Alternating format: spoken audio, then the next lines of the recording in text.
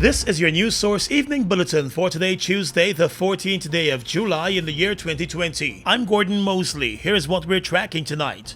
A meeting of the Guyana Elections Commission, which was expected to accept and address a final report on the elections, was discontinued this afternoon, following the filing of court action that seeks to prevent the Commission from using the votes from the final recount as the basis for a declaration. Chief Justice Roxanne George has set tomorrow morning for the first hearing of the matter, which was filed by a private citizen through attorney Mayo Robertson. Commissioner Vincent Alexander and Charles Corbin told reporters this afternoon that they were first informed of the court action by the chair of the Elections Commission.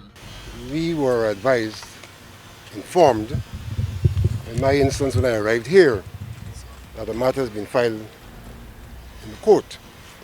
Shortly before 1 today, we received from the chairman a soft copy of the filing. When today's meeting got underway, it was pointed out to the chair that it has been her practice since she took office that once matters are before the court, the commission would not proceed with any planned meetings. Commissioner Alexander said the commission has since been informed that the matter will be heard by the Chief Justice tomorrow, and the commissioners are now awaiting guidance from the GCOM chair about the next meeting. I would say the meeting was not properly convened insofar as the issue of whether we'll meet or not is what occupied our time. The other thing is, was it as a result of the court action that the CEO didn't submit his I don't We know. don't We can't know. comment on that. An explanation wasn't offered to the chair? We cannot Like I speak said, to any matter we that were was substantive. engaged in that meeting primarily in the determination of whether we meet or not.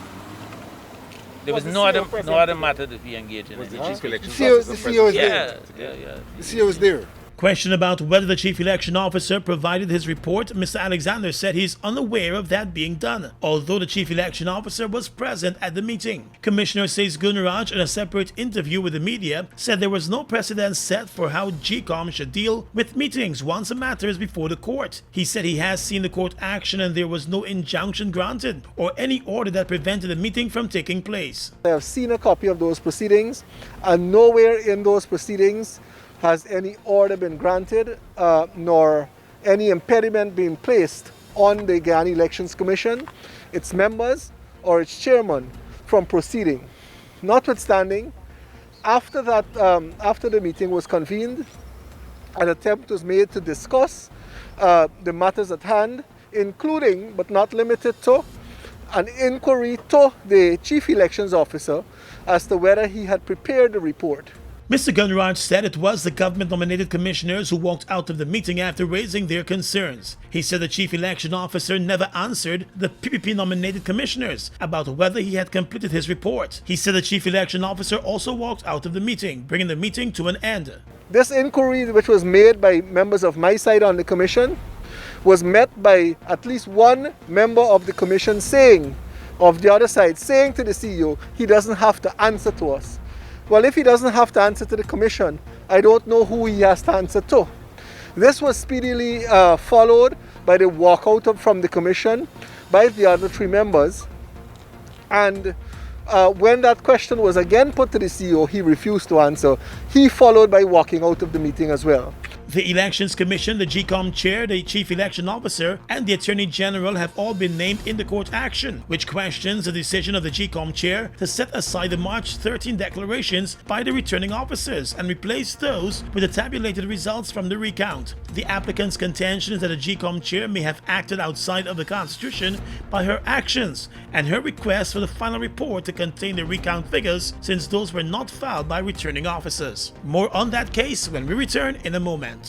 Hello, boys and girls. As you prepare to write your exams, there are a few things you will have to do each day so that you and those around you can be safe and healthy. Please remember, on the day of your exam, you must wear a mask correctly, covering your mouth and nose before entering the school compound. Wash your hands with soap and water at the entrance of the school at the sink provided for 20 seconds. Paying attention to the palm and back of your hands, between your fingers and their tips. Dry your hands with a clean clean tissue and dispose in the closed bin nearby. Boys and girls, your temperature will be tested by an official. Then you will go to the designated waiting area with the floor signs and markings clearly visible, standing or sitting 2 meters or 6 feet apart at all times. It is now time to start your exam. The invigilator will direct you to the examination room. All the best. Boys and girls, playing and gathering are not allowed. Parents, the Ministry of Education thanks you for the support you have given the children during the time at home. However, in the interest of everyone's well-being, you will not be allowed to enter the school compound. Parents and guardians, we are counting on your support in picking up the children promptly after their exam. Remember, the Ministry of Education will provide transport for children who are living far away that require that assistance. Please be reminded that vending outside the school's compound is prohibited. Only authorized canteen vendors with a copy of their food handler certificate and wearing a mask, food gloves, apron, hairnet, and a hat will be allowed. Always remember to wear your mask correctly, wash your hands, and stay safe. And let's win the fight against COVID-19. A message from the Ministry of Education.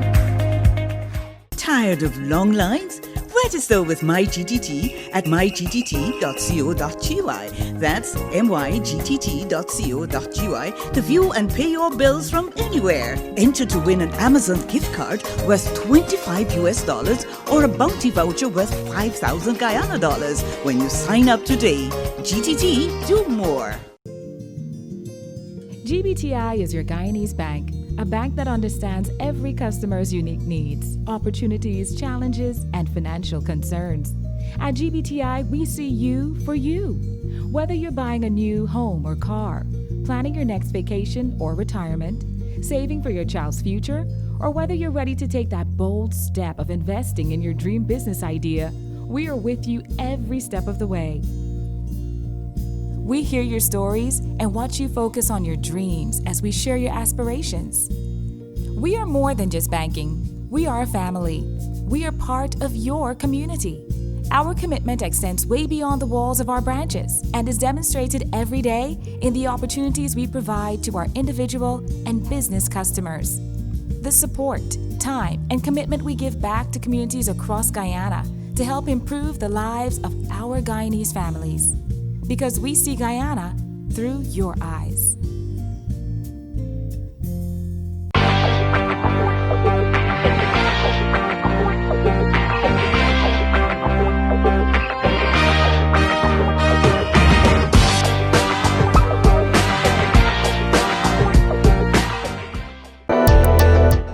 The following is an important message from the Ministry of Public Health. You can prevent the spread of the COVID-19 virus. If you have the following symptoms: coughing, fever, or difficulty breathing, please stay home. If you don't have these symptoms, then practice social distancing. Avoid crowds. When in a group, keep a distance of at least 3 feet between yourself and other persons. Please wash your hands with soap regularly or use hand sanitizers. The Ministry of Public Health has a hotline to provide information on the coronavirus. Members of the public can call 227-4986 or 624-3067. Welcome back. Through attorney Mayo Robertson, private citizen Masenga Jones has filed court action against the Guyana Elections Commission, the chair and the chief elections officer, and the Attorney General of Guyana. The applicant is seeking a declaration that the chair of the Elections Commission is acting outside of the Constitution by her decision not to use the March 13 declaration towards a final declaration of the elections. The court is also being asked to declare that the GCOM chair failed to act in accordance with the Constitution by her failure not to declare final results based on the advice of the chief election officer. The applicant also wants the court to declare that the Guyana Elections Commission has no authority to declare any person president except in accordance with the advice of the chief election officer in his final report on the Representation of the People Act. According to the court action, the High Court should also declare that the final report to be compiled by the chief election officer must be based on votes counted and information furnished by the 10 returning officers. The court is also being requested to declared that votes counted under the recount order would be invalid towards making a final declaration. The Chief Justice has set Wednesday morning for a hearing of the matter. The filing came one day after the chair of the Elections Commission, retired Justice Claudette Singh, decided to set aside the declarations from the returning officers and insist that only the votes from the recount be used to compile the final report of the Chief Elections Officer. Last week, the Chief Elections Officer sought some clarification on the matter, but none was offered by the chairperson of GCOM, who has since indicated that if the Chief Election Officer fails to compile a report using the vote recount, then the Deputy Chief Election Officer will be asked to compile the final report. Opposition leader and PPP General Secretary Bharat Jagdeo has expressed his disappointment with the latest move to the court by a private citizen on an election matter. Mr. Jagdeo accused the APNU-AFC of being behind the latest court action and said he believes it is another move to further delay a final declaration of the election results. I am sure that many people across Guyana are very disappointed with the latest move by APNU to once again abuse the courts of our country. In the latest episode, they went this afternoon to the court to ask the court basically to order that the commission must use Lowenfield's report. And as you are aware, Mr. Lowenfield has produced several reports. And the last report that he produced, which is what APNU wants to be used, is a report that contains Mingo's fraudulent figures.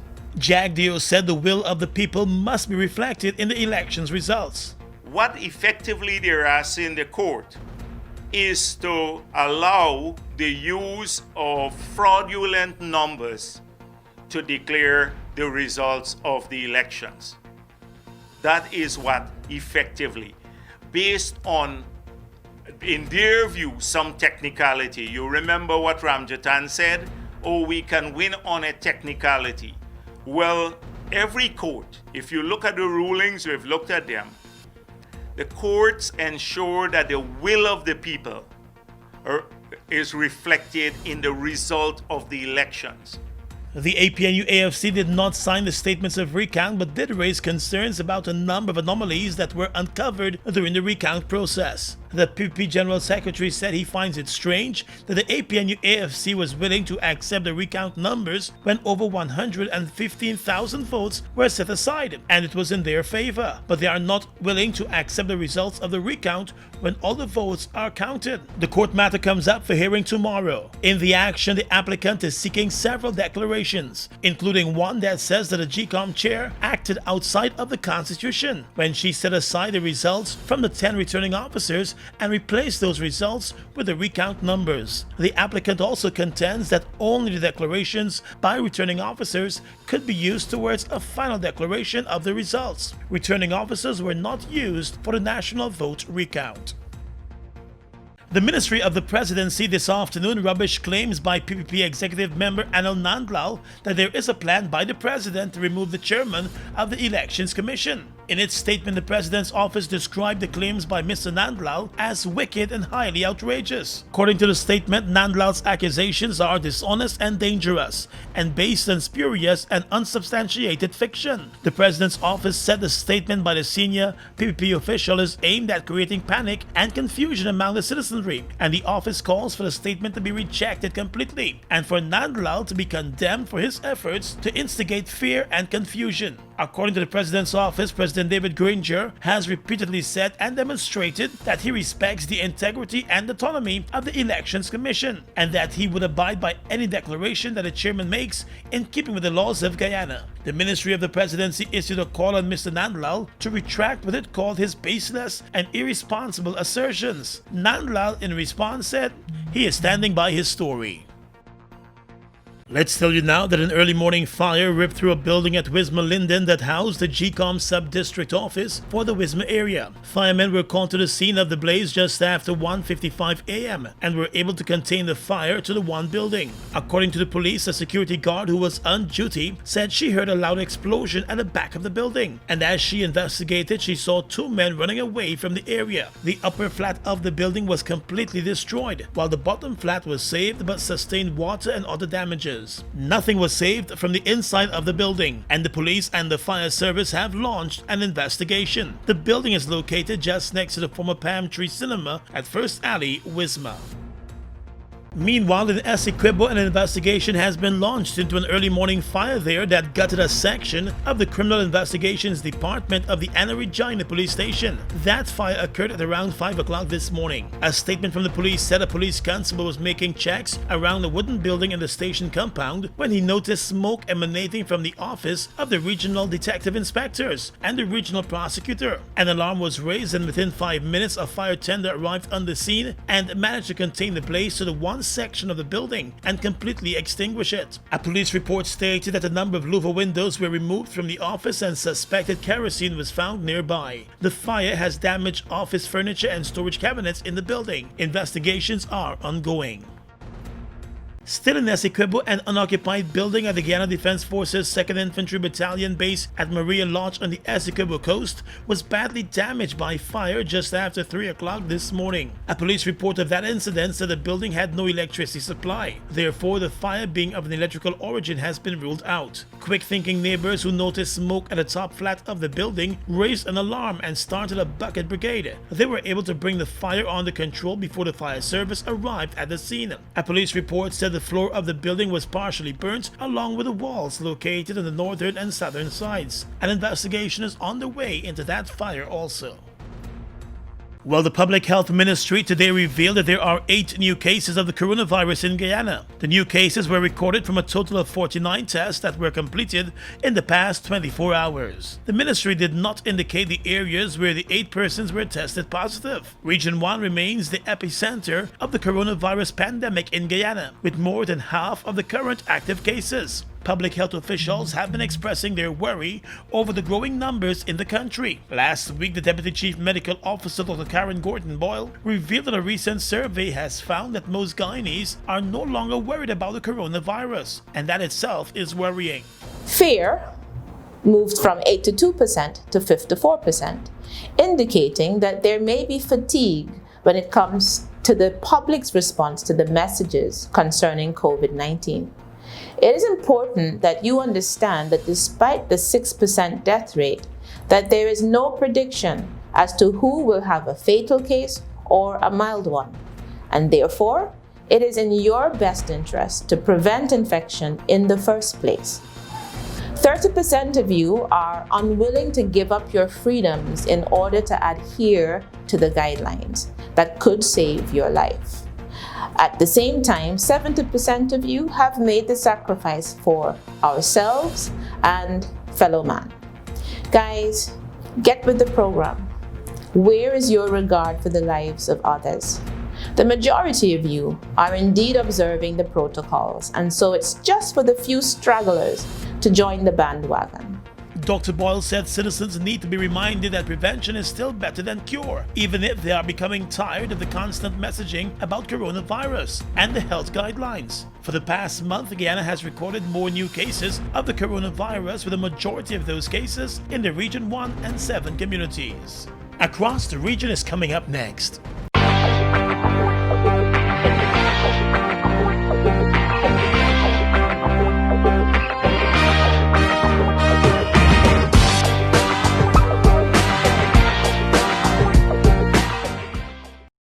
They've made a positive impact on the heavy-duty transportation industry in Guyana since they've arrived. Guyanese are amazed at their power, durability, efficiency, and superior handling capabilities. These are brand new trucks, manufactured in partnership with German, Italian, and French companies. They have a powerful reputation for operating under very adverse Guyanese conditions and come with full after-sales service and spare parts. They're the most sought-after trucks today, with over 500 units in Guyana, and they're available in over 100 countries, including South America and the Caribbean. Caribbean. Be smart. Buy brand new ST Howa trucks today. Call 608-4998 and arrange for an inspection at ST Truck Guyana Incorporated, Block B, Public Road, Covenant, East Bank, Demerara. We are legions of men standing strong, but never too proud to stoop and help someone. We must send a clear signal to all. Do right. Walk in upright ways, knowing that's what being a man is all about. And ever aware that things will only get worse when good men do nothing. Stand strong. Be the one to live right. Are you washing your hands correctly? Here are some tips on when and how to wash your hands. Step 1. Wet your hands with clean water. Step 2. Then apply soap. Step 3. For 10 to 15 seconds, lather your palms together. Always remember to pay attention to your fingers, especially your nails and tips. And don't forget the back and between of your fingers. Step 4. Rinse hands with clean water for about 20 seconds. Step 5. Dry hands with a clean paper towel or tissue. But when should you wash your hands?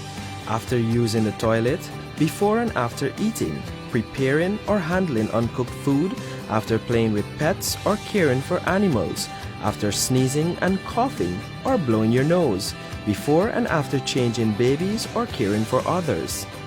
Frequent hand washing or using a hand sanitizer with alcohol as an alternative will remove viruses and bacteria from your hands. A message from the Ministry of Public Health in collaboration with PAHO WHO.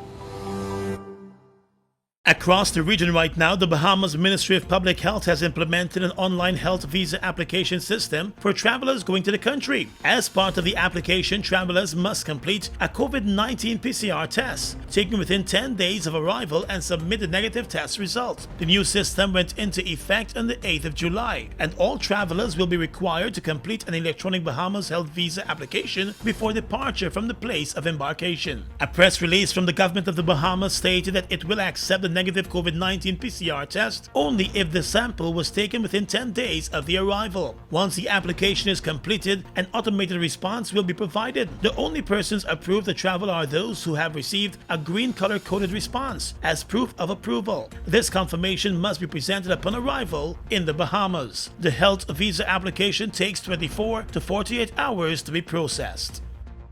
The National Assembly of Suriname has elected Chan Santoki as the South American country's new president. The move comes after Mr. Santoki's party won the largest share of votes in the legislative elections in May. Mr. Santoki, who was a former police chief, will replace outgoing President Desi Bouterse, who was found guilty of murder back in 2019. The two men are bitter rivals, as it was Mr. Santoki's investigation which led to Bouterse's conviction. Bouterse is currently appealing the verdict. The new president is 61 years old and leads the Progressive Reform Party. From 2005 to 2010, he served as Minister of Justice. He ran for the presidency in 2010, but lost to Mr. Bouterse.